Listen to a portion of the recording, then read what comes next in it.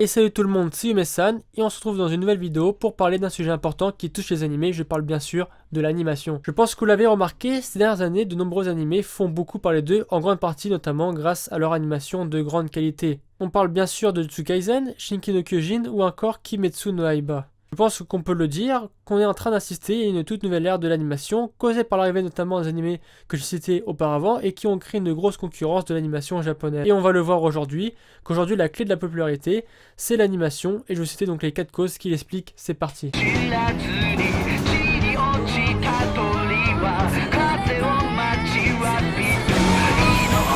Avant toute chose, le but n'est pas de dénigrer un animé dans cette vidéo. On va bien sûr parler de l'animation, mais on ne va pas commencer à entrer dans les détails techniquement car je n'ai pas le savoir nécessaire. Et justement, il ne faut pas avoir fait des études donc dans l'animation pour aujourd'hui affirmer et donc voilà tout simplement le montrer que l'animation proposée ces dernières années donc par l'intermédiaire donc de nouveaux animés qu'on a pu citer donc juste avant donc dans la vidéo nous propose une meilleure qualité d'animation que les animés qui sont sortis il y a 15-20 ans, comme par exemple Naruto, Bleach ou encore One Piece. Tout simplement, on peut expliquer cette différence par une amélioration technologique. Ce que je veux dire par là, c'est que je pense qu'il n'y a pas eu de changement fondamental dans les étapes de production d'un animé, mais que les outils ont changé ou en tout cas se sont améliorés. Je pense que dans la vie de tous les jours, on a aussi remarqué que nos appareils utilisés au quotidien se sont améliorés au fur et à mesure des années. Et donc, de même pour les outils utilisés par les animateurs qui ont aussi connu une amélioration. Peut-être que les outils en tout cas utilisés aujourd'hui sont les mêmes du coup utilisés qu'au début par exemple des années 2000, mais que ces outils ont connu aussi une amélioration et ont permis aux animateurs de travailler dans de meilleures conditions afin de proposer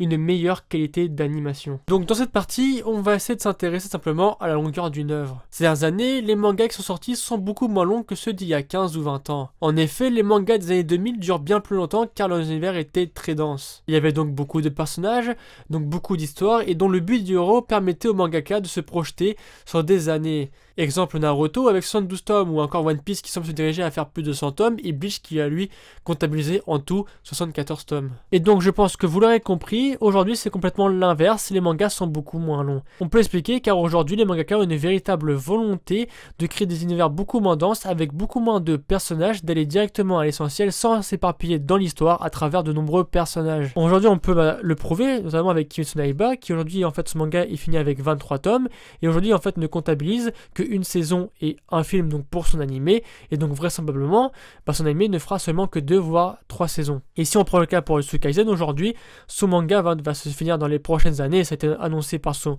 mangaka et encore une fois pour son animé je pense que ça va durer seulement 4 voire même 5 saisons grand maximum. Donc dans cette troisième partie on va s'intéresser aux animés qui tout simplement adaptent les mangas qu'on a pu donc citer auparavant, donc les mangas qui sont beaucoup moins longs. Comme vous le savez, l'animation reste un business et donc comme je l'ai dit précédemment, les mangas sont beaucoup moins longs et cela a permis aux studios d'animation de s'impliquer pleinement dans la réalisation d'un animé et de proposer une animation incroyable sur toute une saison. En effet, il est beaucoup moins cher et beaucoup moins éprouvant d'adapter un animé sur 4 ou 5 ans que sur 10 ou 15 ans. Mais est-ce que cela veut dire que par exemple Naruto propose une animation de mauvaise qualité? Bien sûr que non. Donc l'animation Naruto est bien loin d'être mauvaise, mais la grande différence qui se passe en tout cas en termes d'animation entre Naruto ou par exemple Jujutsu Kaisen, c'est la régularité de l'animation.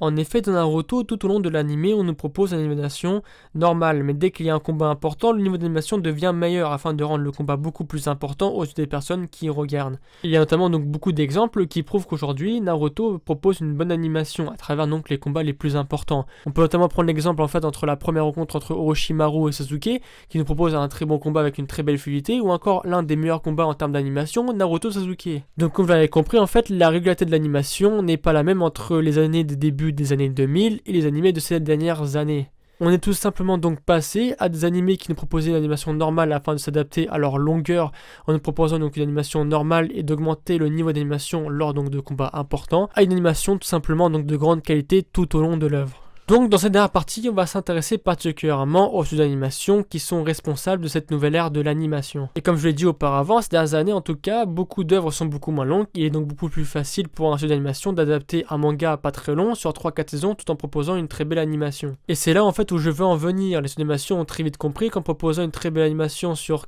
quelques saisons en fait, c'est attirer beaucoup plus de personnes et pas que les personnes intéressées par le monde de l'animation japonais. Et je vais donc là vous citer en fait les 3 studios d'animation qui selon moi en tout cas ont permis d'avoir les animés qu'on a aujourd'hui. On peut notamment parler de Wii Studio qui sont notamment responsables de l'adaptation d'animé de Shingeki no Kyojin ou encore de Vinland Saga. Prendre le cas de MAPPA qui est extrêmement populaire aujourd'hui notamment grâce à leur adaptation donc de la 4e saison de Shingeki no Kyojin, mais pas que, notamment de l'adaptation animée de la première saison donc de Jujutsu Kaisen, ou encore ils sont responsables notamment de God of High School qui est un des premiers manhwas adaptés en animé avec notamment une production tout à fait différente un petit peu de la normale. Et notamment un des animations que moi je préfère qui est un animation extrêmement sérieux en tout cas dans l'animation. On parle notamment de Ufotable qui sont notamment responsables bien évidemment de Kimetsu no Yaiba, mais bien sûr des Fates. Donc pour conclure un petit peu cette vidéo, si on est rentré dans une telle ère de l'animation, c'est parce qu'aujourd'hui les mangas sont beaucoup moins longs. En effet, il est plus facile pour un studio d'animation d'adapter en fait une œuvre pas longue en quelques saisons tout en proposant une très belle animation et attirer en fait beaucoup plus de personnes et pas ceux intéressés par le monde de l'animation japonaise. Donc voilà, c'est terminé pour cette vidéo. Donc j'espère que cette vidéo vous aura plu. N'hésitez pas à partager, à liker cette vidéo, à me dire en fait vos avis sur ce que j'ai pu dire sur cette vidéo et notamment à proposer d'autres idées de vidéos. Et donc moi je vous laisse sur cette fin de vidéo. C'était Yume-san. A plus.